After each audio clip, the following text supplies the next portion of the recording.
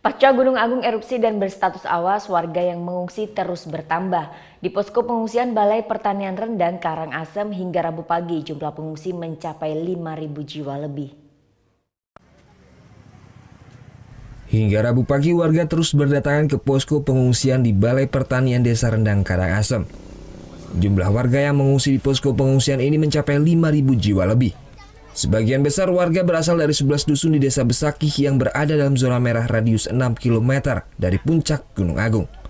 Mereka menempati puluhan tenda darurat yang sebelumnya telah disiapkan oleh pemerintah daerah dan relawan. Menurut penuturan warga, pasca terjadinya erupsi beberapa kali, kondisi desa mereka saat ini telah terjadi abu vulkanik yang cukup tebal sehingga mengganggu pernafasan. Kondisi di desa Bapak itu gimana sekarang? Sudah rumput-rumputnya semua sudah habis, Pak. Berarti sempat pulang dulu, Pak ya? Sekitar 2 hari pernah pulang. Terus sekarang balik lagi ke pengungsian ya? Iya. Tadi sekitar jam 7 saya kan pulang mengambil barang. Udah hujan debu, udah tebal, terus dicampur air hujan tipis-tipis. Selain kebutuhan logistik, para pengungsi yang berada di Balai Pertanian Desa Rendang sangat membutuhkan pasokan air bersih dan listrik.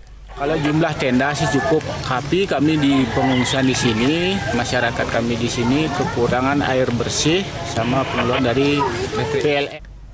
Sejak Gunung Agung dinaikkan kembali ke statusnya ke level 4 atau awas, jumlah desa yang masuk zona merah yang sebelumnya hanya 15 desa ditambah menjadi 22 desa. Hal ini sesuai dengan perubahan zona bahaya yang sebelumnya 6 dan 7,5 km, wilayah sektoral diperluas menjadi 8 dan 10 km wilayah sektoral. Tim Liputan melaporkan untuk NET.